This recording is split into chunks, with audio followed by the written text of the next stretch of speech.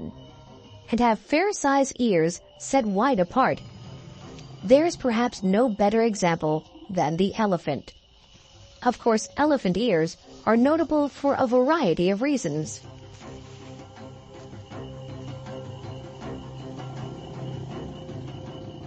For one thing, they can move their ears back and forth, which helps cool them down.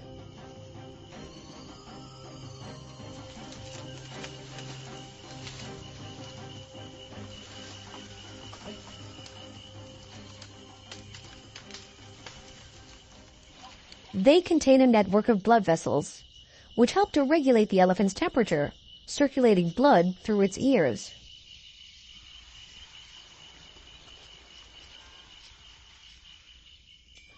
Elephants can hear things at 20 frequencies lower on the hearing range than we can, in the range known as infrasound.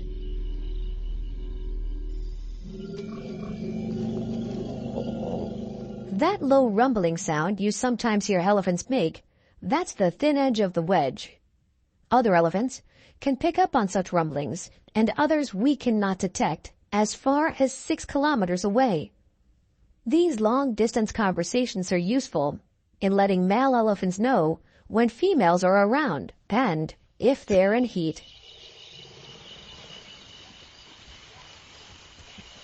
Mating season, and this rumble of the jungle is no joke for elephants.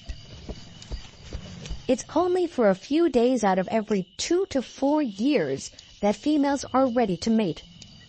And that's when they send out this mating call. It's the call that no bull elephant wants to miss.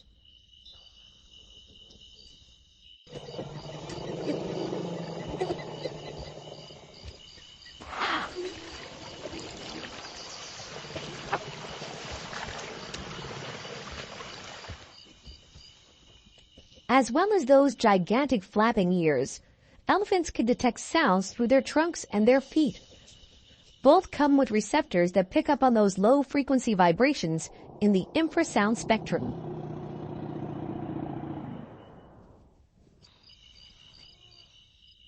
When you see an elephant with their trunk on the ground and their feet carefully positioned, it means they're having a good old listen. They could be tuning in to the subsonic rumblings made by other elephants, or listening out for thunderstorms and the approach of rain.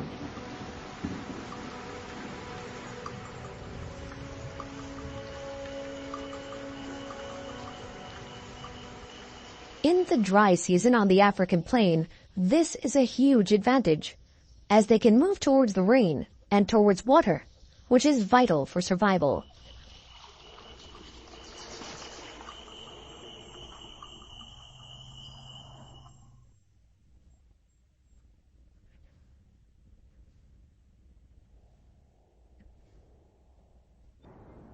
The large ears of bat-eared foxes and elephants give them their ability to amplify sound.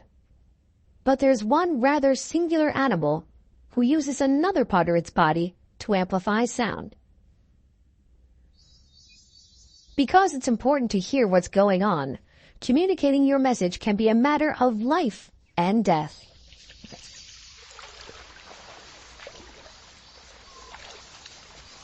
To make our case in point, we travel to the world's third largest island, one whose very name has become a synonym for the wild side of nature, Borneo, home of the proboscis monkey.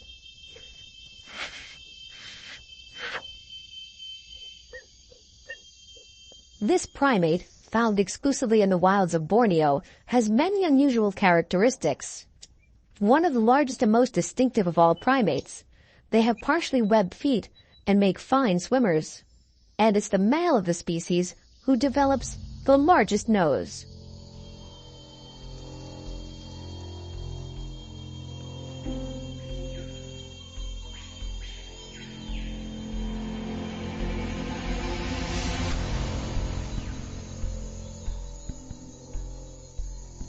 But its protruding nose is also an aid in spreading the alarm when danger is near. When feeling threatened, the male proboscis monkey's nose swells up, and this swelling means his nose acts as a sound chamber. The monkey's call of anguish or alarm echoes off those chamber walls. Its cries travel further, hopefully reaching females and warning them of impending danger. Most often crocodiles or clouded leopards, or sometimes, sad to say, humans. The proboscis monkey is on the endangered species list.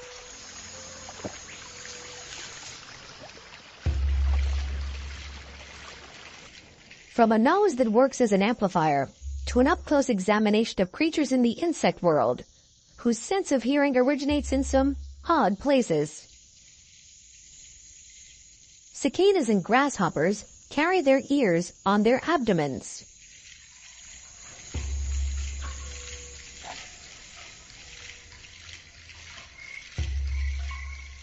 While crickets and katydids hear through holes in their hind legs.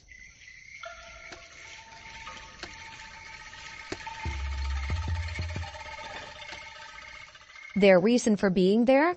Well, sound detection generally works better when the detectors, the ears, are set far apart.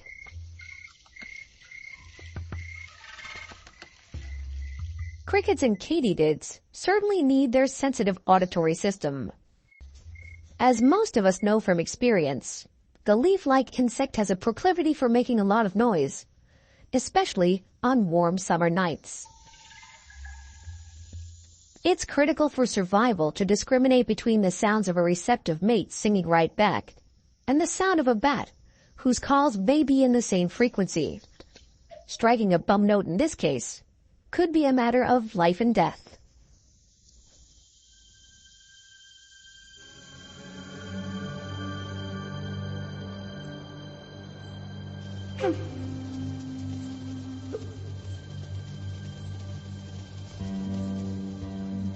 Especially when you consider the animal which crickets and cicadas have most reason to fear, the bat, and its super sense of echolocation. Bats, of the kind the cricket and cicada need to listen out for, rely on echolocation, which in simple terms is like seeing through sound. It's an interesting fact that bat species use echolocation all the time.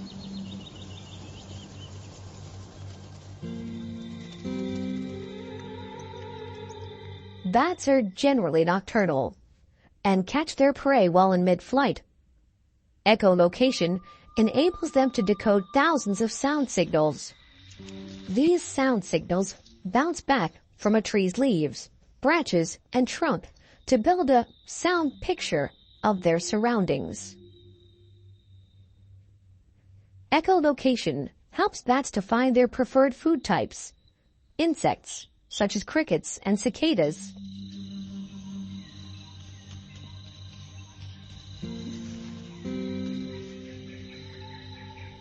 But the really neat thing about echolocation is that it also enables bats not just to hear a sound, but to really make a noise.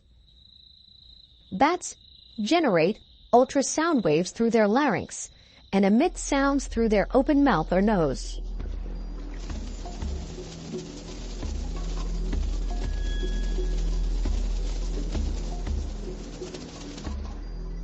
Fascinating and recent research has shown that quite conclusively, bat males sing in ultrasound to attract females.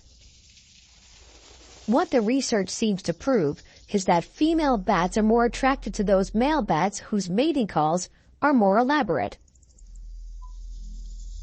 Even stranger and more revealing is the fact that both male and female bats sing in secret, at a frequency perhaps few, if any, creatures in their environment can hear.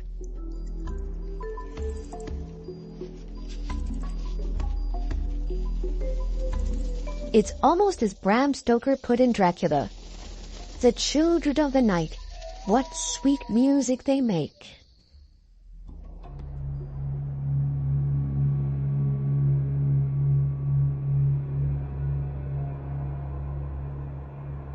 The forest at night.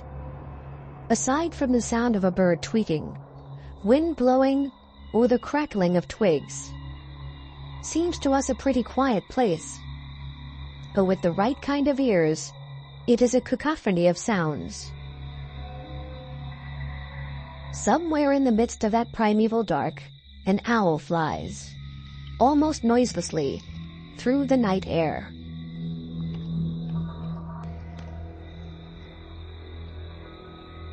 Silent but violent, the barn owl as depicted here is reckoned by some as the most widespread bird species on Earth. Sharp eyesight and the fact that they fly almost silently through the air have a lot to do with their prolific success as predators. But maybe the real stealth weapon in the owl's arsenal is their super sense of subsonic hearing. You won't hear an owl coming unless they issue their signature call, but they will most certainly hear you. Owl ears are also asymmetrical, which is to say the left ear is not level with the right. As with all smart evolutionary design, there's a good reason for this. Asymmetrical ears give them the direction of sound, the difference in time it takes for a sound to reach the right or left ear.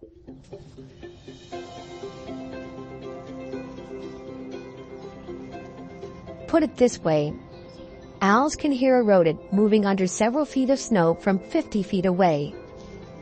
When you think of it that way, the poor little critters just don't stand a chance.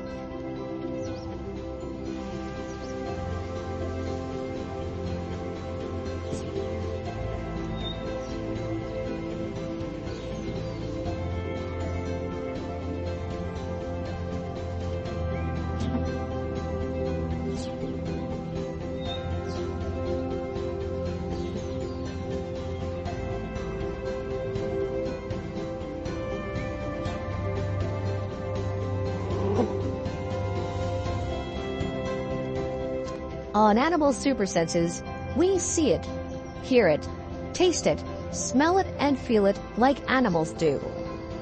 The senses are the star of this show, and this episode has been no exception. The sense of hearing has taken us on a memorable journey. But these incredible powers of perception will fight again another day. So join us next time on Animal Super Senses.